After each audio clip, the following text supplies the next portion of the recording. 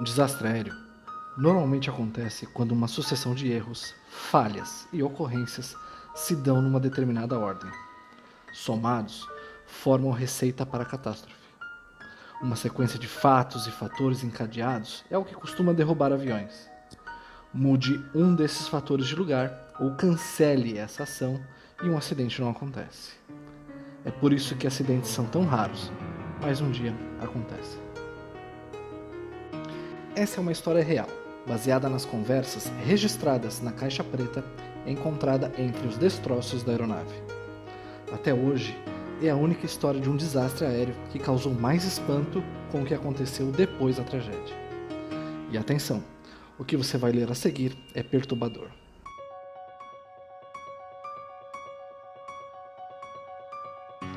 Capítulo 1 – A tripulação. A aeronave acidentada é um Tristar, prefixos PT, L ou L. Foi entregue nova à empresa Aliva em agosto de 1998. Trata-se do 76º Tristar construído. Estava equipado com 300 assentos e utilizava 3 motores Rolls-Royce. O comandante Roberto Mello estava no comando do voo. Mello trabalhava na Aliva há 7 anos. Começou na função de copiloto, alcançando posteriormente o posto de comandante. Mello não era um ser humano comum, e não apenas por figurar entre a verdadeira elite de sua profissão. Casado, pai de 2 meninas, em 1982 ele havia superado um desafio notável. Atravessou o Atlântico Norte numa prancha de windsurf. Por longos 37 dias, 16 horas e 25 minutos, ficou preso à sua prancha, dormindo amarrado a ela, de maneira a poder comprovar a façanha de atravessar o Oceano Atlântico numa prancha de surf. Essa façanha deixa claro que o comandante Mello possuía uma força de vontade excepcional. Mello também era muito respeitado por sua coragem. O primeiro oficial Beto Barbosa atuava como copiloto do Tristar. Com 43 anos, estava há 6 meses na Aliva, ingressando como comandante. Barbosa iniciou sua carreira em 1989 como copiloto e iria alcançar o posto de comandante internacional em alguns meses. O engenheiro de voo Fábio Oliveira, com 41 anos, completava a tripulação técnica.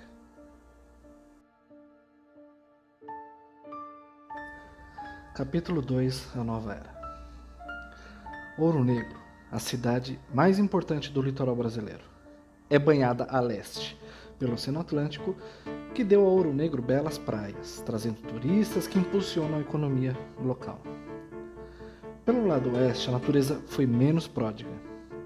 Os mangues formam uma das maiores regiões alagadas do mundo, um extenso e escuro pântano localizado sobre a rota de aproximação oeste para o Aeroporto Internacional de Ouro Negro.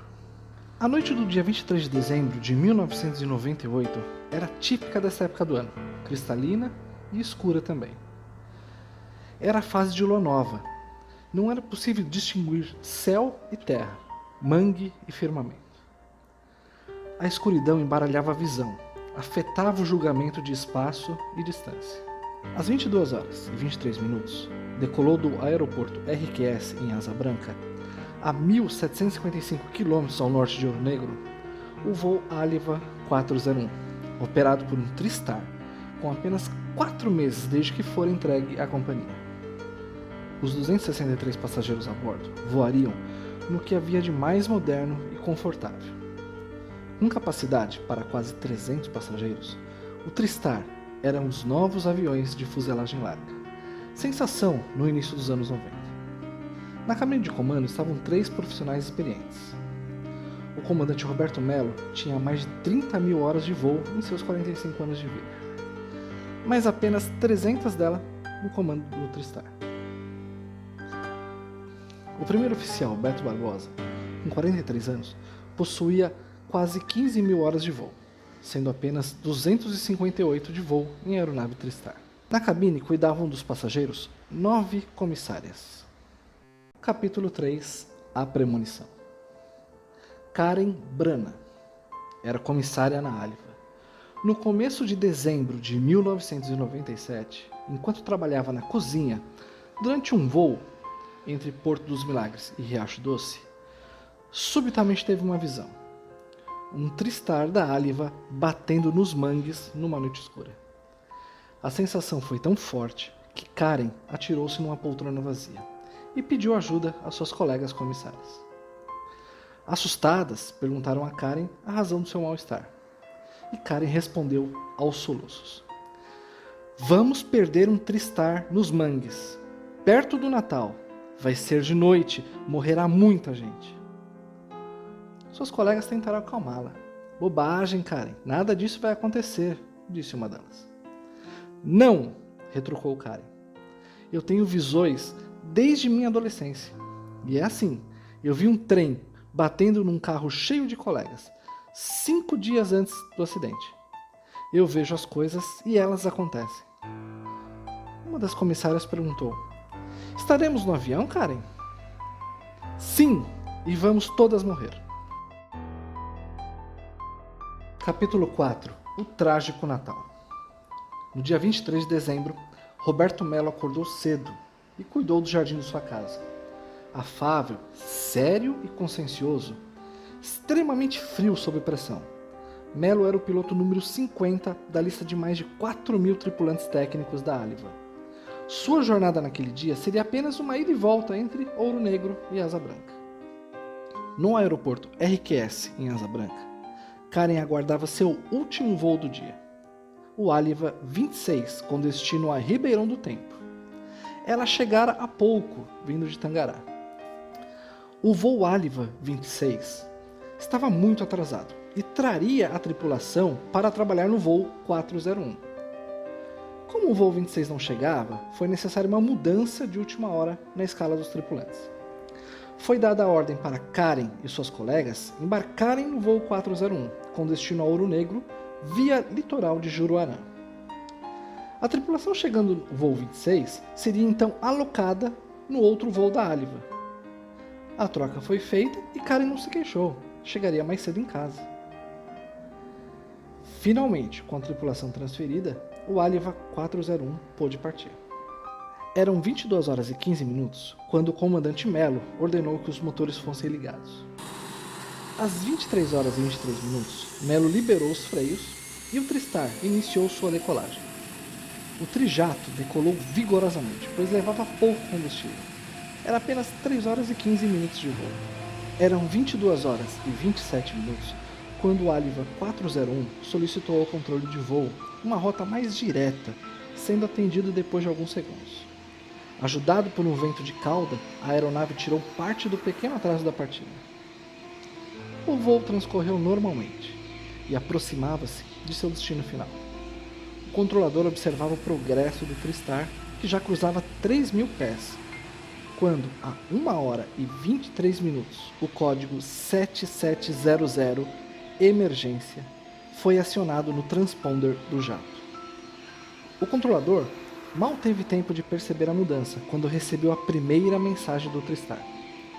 O Tristar manobrava sobre a escuridão do mangue, em aproximação para a pista 09L.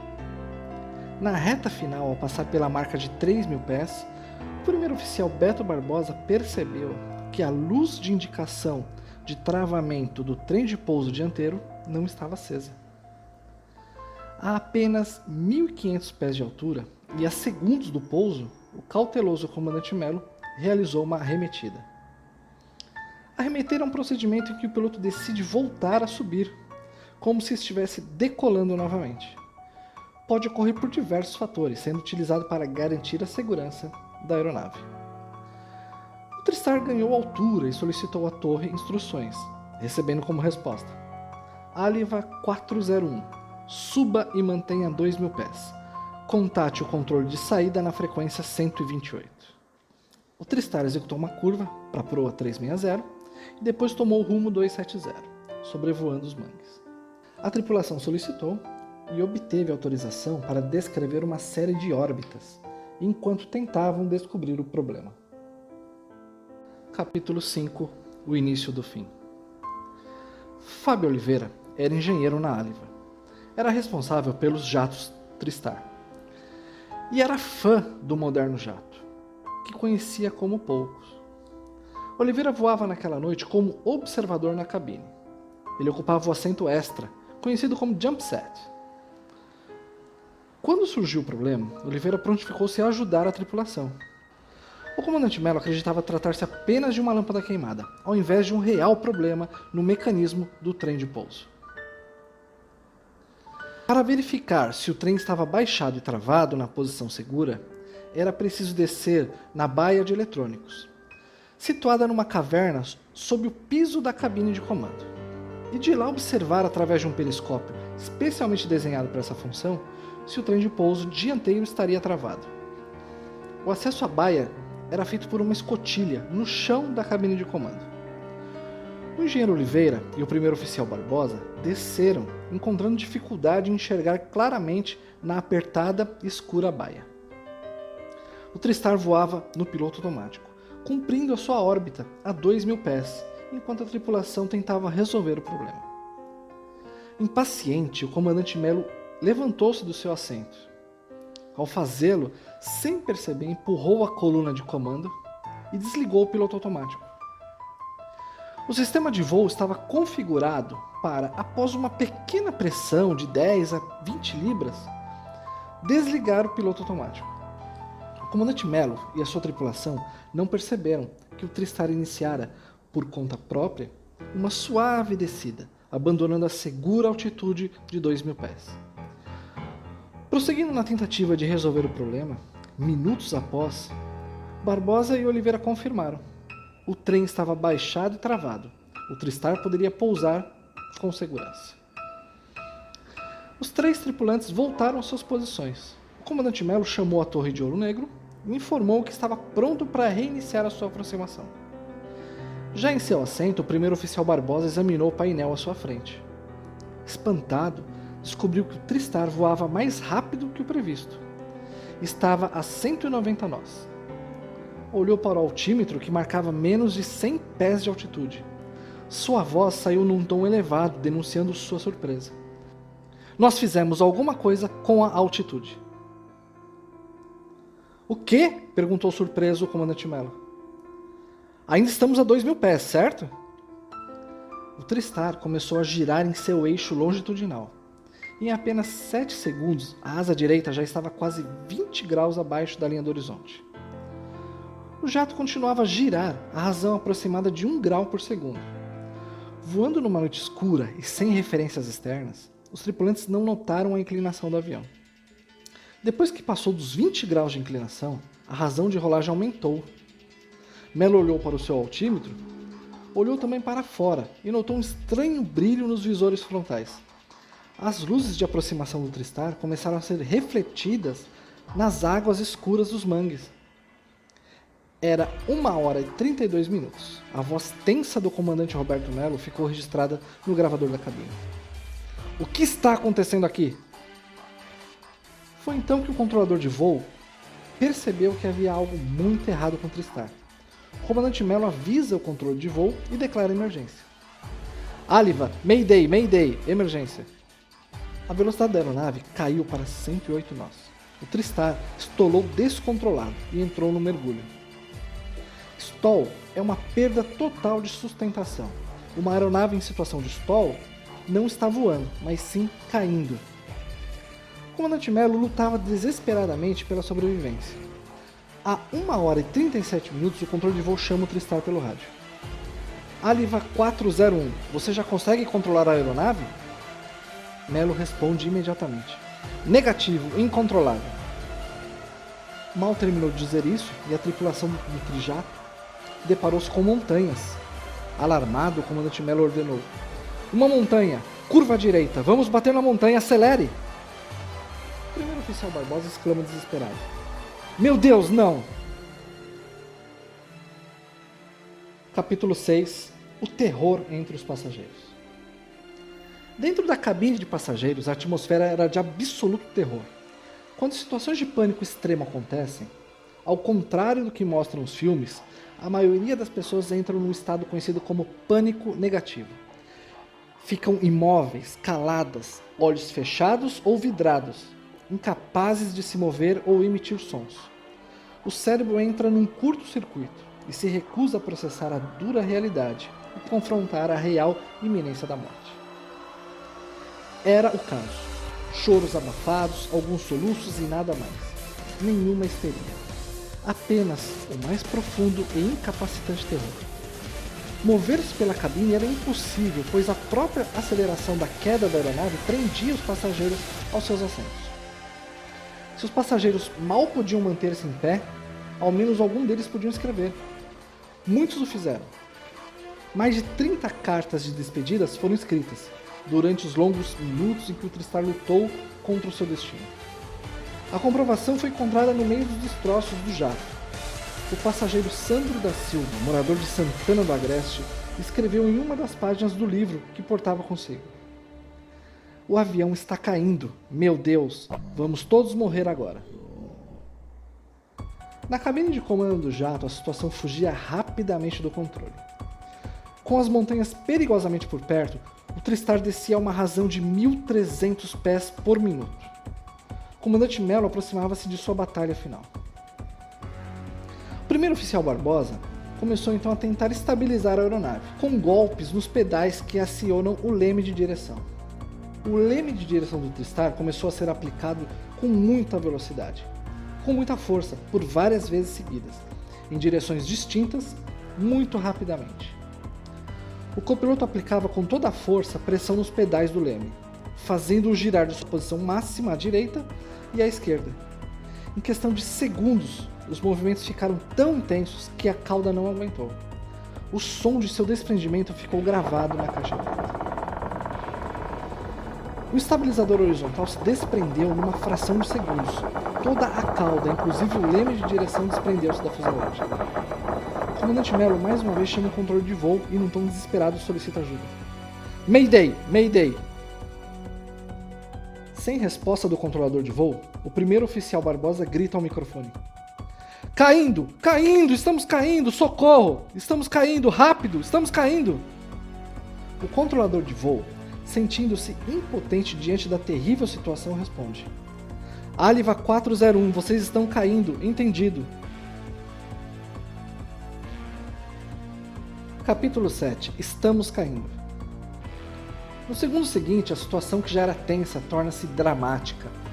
Vozes femininas são claramente ouvidas e registradas na caixa preta.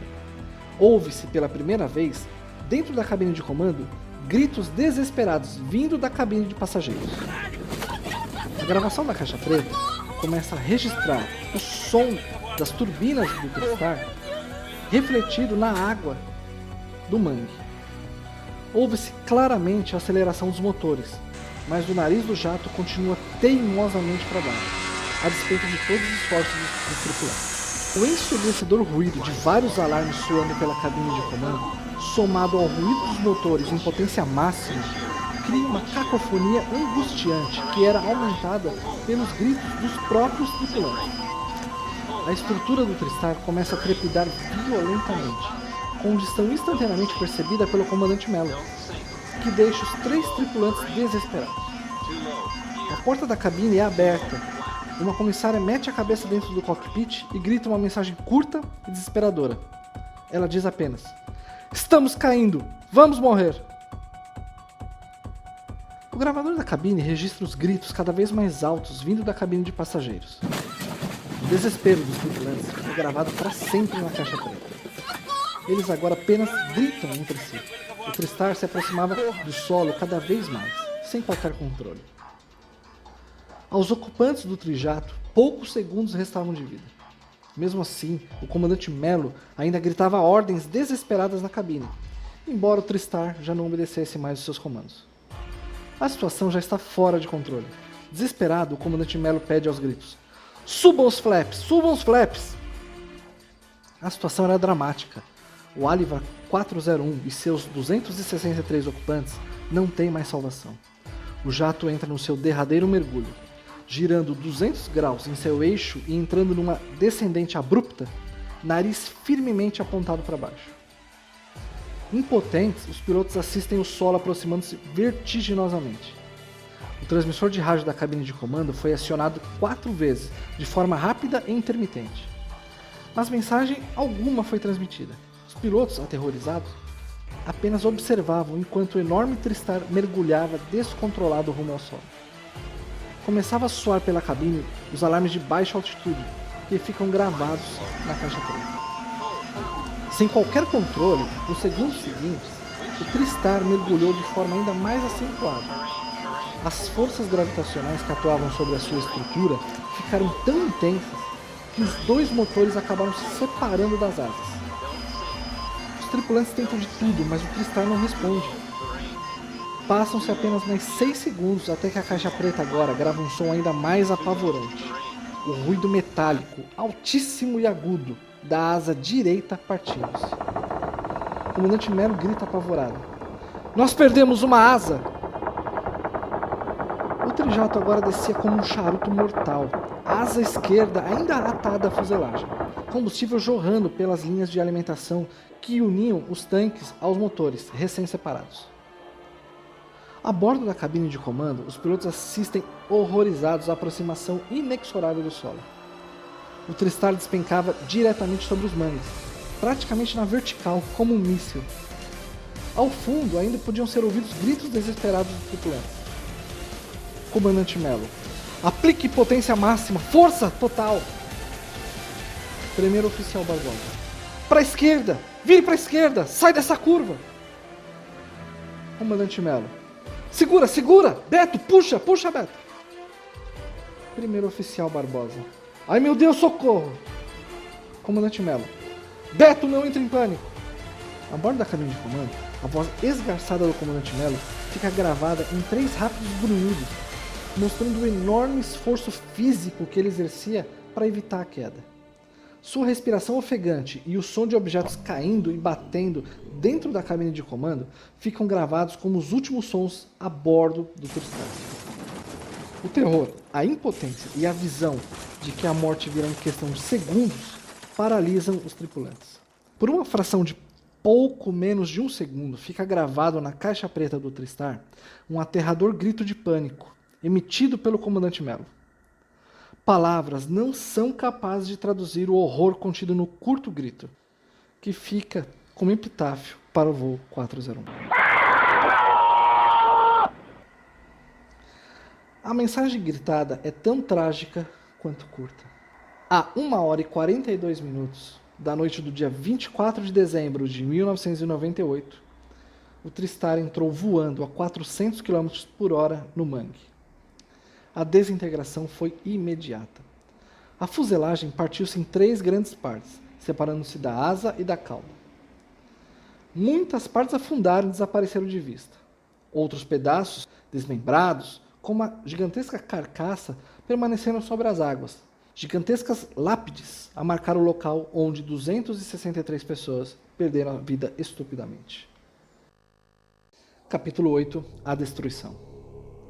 Por sinal, estes minutos de agonia, desde o início da queda até o impacto com o solo, certamente estão entre os mais terríveis já vivenciados por qualquer ocupante de uma aeronave. O TriStar despencou em uma angustiante sequência de parafusos, girando rapidamente e ganhando grande velocidade. Descendo a razão de aproximadamente 4.000 metros por minuto, provocando uma sensação de extremo desconforto aos seus infelizes e aterrorizados ocupantes. A destruição foi total. Em segundos, dezenas de corpos e restos humanos espalharam-se pela área. Membros dilacerados, partes irreconhecíveis, dominavam centenas de metros por onde os destroços se espalharam. Poucas vezes na história da aviação uma queda foi tão devastadora. Horas depois, equipes de resgate chegaram ao que restou da cabine de comando em busca dos tripulantes. Roger Rogai, capitão da Força Aérea, relatou que nem mesmo por muitas décadas de profissão, acostumado portanto a ver as piores cenas, jamais vira nada semelhante. Seu depoimento é doloroso. Uma das primeiras coisas que vi foi um par de mãos humanas, uma masculina e uma feminina, agarradas num aperto firme. Somente as mãos, amputadas na altura dos pulsos, nada mais. A quantidade de corpos e a horrível mutilação de quase todos eles, meu Deus, nunca vi nada assim. Mas o pior mesmo foi encontrar o corpo de uma menina e sua boneca, ambos pendendo da fuselagem destruída. Não aguentei e chorei ali mesmo. Sou um soldado, mas também sou um pai de uma garotinha da mesma idade. O comandante Roberto Melo morrera no local, com graves ferimentos na cabeça, várias costelas e colunas fraturadas. Olhou para os membros da equipe de resgate que tentavam consolá-lo e disse simplesmente: "Eu vou morrer." Em mais alguns minutos, Melo perdeu a sua última batalha. O resgate agora concentrava-se no primeiro oficial Barbosa e no engenheiro Oliveira, finalmente libertados dos destroços pelos paramédicos e levados para o hospital. O engenheiro Fábio Oliveira resistiu por apenas mais algumas horas. O primeiro oficial Barbosa, com graves ferimentos, morreu assim que deu entrada no hospital. Dentre os 263 ocupantes, havia 45 crianças com menos de 12 anos de idade. Muitas famílias viajavam em férias, o que torna esse acidente ainda mais trágico. No dia seguinte à queda, os gravadores de dados e vozes foram encontrados, em bom estado. Nas semanas seguintes, a decodificação permitiu elucidar a causa da tragédia. Hoje, um monumento marca o local da tragédia, onde 263 vítimas perderam suas vidas de forma trágica e angustiante. E serve como perene lembrança para mais uma lição, aquela que ensina que as forças da natureza podem ser compreendidas e estudadas, mas sempre respeitadas e jamais enfrentadas. Capítulo 9. Do luto ao espanto. Regina Alexandra, uma comissária da Áliva, estava no ônibus da tripulação quando foi avisada do desastre. Imediatamente lembrou-se da premonição da sua amiga Karen e irrompeu num pranto descontrolado. A dor atingiu todos da família Áliva, especialmente pelo desastre ter ocorrido na cidade sede da empresa, Ouro Negro. Mas foi em fevereiro de 1999 que a empresa passou do luto ao espanto. Num tristar idêntico ao acidentado, começaram a ocorrer fatos estranhos. De uma hora para outra, tripulantes trabalhando na cozinha reclamavam que a temperatura estaria fria demais.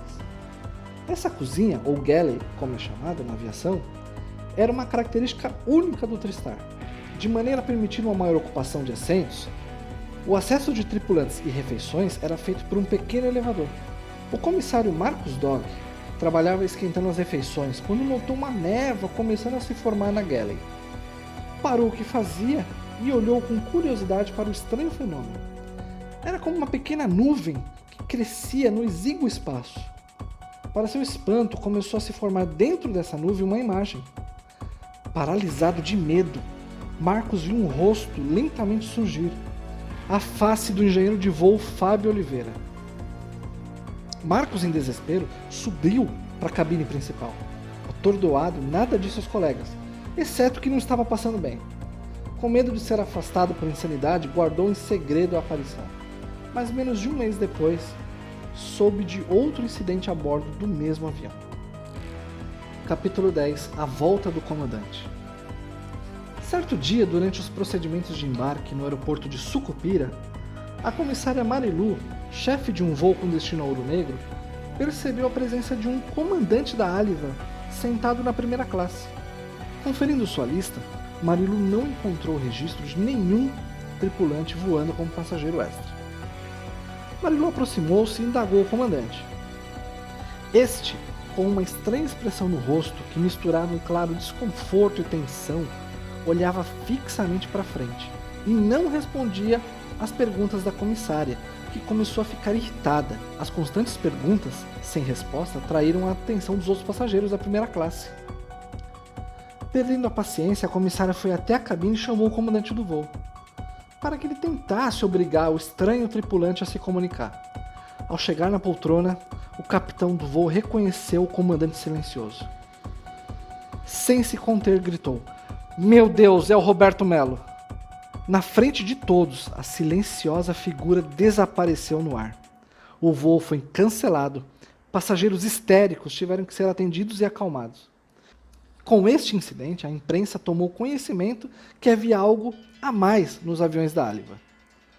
O livro de bordo do avião, onde as tripulações reportam anomalias, discrepâncias e panes, começou a ficar cheio de anotações como estas.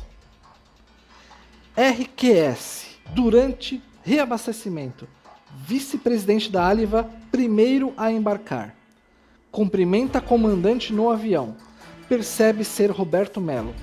Vice-presidente sai do voo. Voo Tabacópolis, Ouro Negro. Comandante Melo visto por 3 tripulantes que tentam falar com ele. Melo não responde e desaparece na frente dos 3. Avião inteiramente revistado, voo cancelado.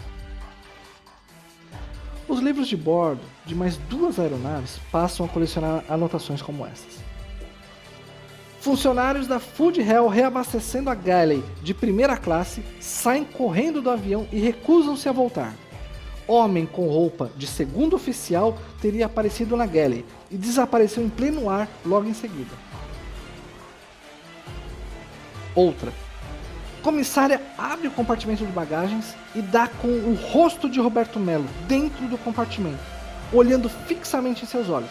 Comissária desmaia, voo atrasado. Capítulo 11. Vozes do Além. O copiloto Ari Oliver, iniciando o cheque pré-voo, faz a volta olímpica na aeronave. Partindo do nariz da aeronave, o copiloto dá uma volta completa no sentido horário, vistoriando externamente, verificando as condições externas da aeronave. Quando retorna ao seu assento na cabine, encontra um engenheiro de voo sentado em sua poltrona. O engenheiro olha para Ari e diz: "Já fiz o pré-cheque, não se preocupe." Ari fica aterrorizado ao perceber que o engenheiro era Fábio Oliveira, que desaparece subitamente em seguida na sua frente. Essa foi a primeira vez registrada que uma das aparições fala com alguém, mas não a última. Na segunda, o comandante embarcou para pilotar um Tristar, em Tangará, e deu de cara com Oliveira dentro da cabine. Assustado, parou e olhou diretamente para Oliveira, que disse: "Não haverá mais nenhum acidente com o Tristar na Áliva. Nós não deixaremos que isso aconteça." Mas o mais extraordinário aconteceu no voo 305, que estava estacionado em Roseiral, preparando-se para um voo com destino à cidade de São Dimas e em seguida Saramandaia. Enquanto preparava as refeições, uma comissária viu o rosto do primeiro oficial Oliveira formando-se no vidro de um dos fornos da Galley. Aterrorizada, subiu para a cabine e chamou uma colega. Decidiram retornar à Galley e, ao chegar, ambos viram a face de Oliveira. A aparição disse simplesmente: "Cuidado com fogo neste avião." O voo decolou e pousou na cidade de São Dimas, sem problemas. Ao dar a partida para a continuação para Saramandaia, o motor número 3 apresentou uma pane, obrigando o voo a ser cancelado. A tripulação técnica foi instruída a trazer a aeronave de volta à base de manutenção em Ouro Negro no dia seguinte, fazendo o voo de translado, ou seja, sem passageiros, com apenas 2 motores. No dia seguinte, a aeronave iniciou sua decolagem de São Dimas, com apenas 3 tripulantes a bordo. Ao chegar na VR, o motor número 1 explodiu e começou a pegar fogo. A VR é a velocidade na qual o piloto inicia a ação de levantar o nariz da aeronave do solo para a decolagem. Nessa velocidade, a aeronave deve ser capaz de decolar mesmo com falha em um dos motores. O Tristar, voando a apenas 15 metros acima do solo, mal conseguiu evitar os obstáculos e prédios ao final da pista. Minutos depois, tendo ganhado um pouco mais de altitude, a tripulação iniciou o retorno e conseguiu pousar em segurança. O incidente trouxe ainda mais exposição na mídia ao drama da Ali. Tripulantes começaram a pedir para serem transferidos de equipamento. Programas de TV começaram a falar insistentemente no assunto. Por outro lado, malucos curiosos e médiums faziam reservas para voar nos aviões assombrados da Ali. A empresa declarou que os incidentes eram apenas boatos, desmentindo seus tripulantes. Em carta interna, ameaçava com demissão sumária qualquer nova manifestação ou vazamento de informações para o público ou imprensa. 2 fatos provam que algo anormal estava mesmo acontecendo. Os livros de bordo de 3 aeronaves foram substituídos de um dia para o outro, sem horas de explicações. E o mais importante, as aparições cessaram por completo no início do ano 2000.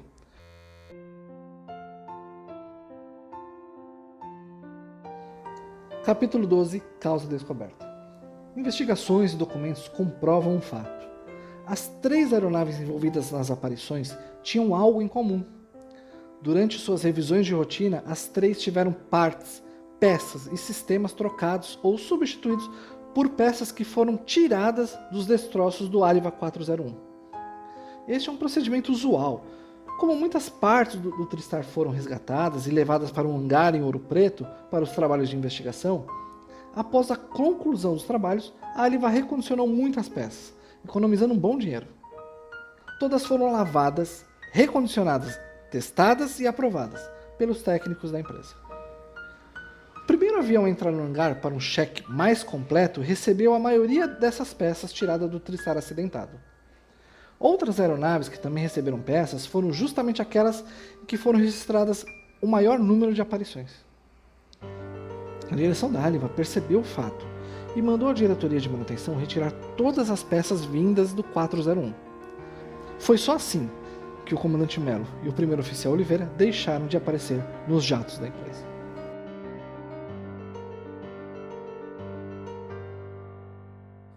Capítulo 13 – O Contato. John Fuller, respeitado autor e jornalista americano, é o responsável pela descoberta e revelação ao público de muitos desses fatos. Publicou um livro sobre este assunto, O Fantasma do Voo 401, onde relata todo o drama do acidente e dos fatos que se seguiram. Relata também o contato feito através da médium Márcia Gasparetto entre o primeiro oficial Fábio Oliveira, sua esposa Verusca e sua filha Laura. Fuller conheceu no curso das investigações essa médium, que afirmava estar recebendo mensagens de Oliveira. Uma sessão mediúnica foi marcada. Fuller anotou todas as mensagens recebidas por meio de uma tábua ouija.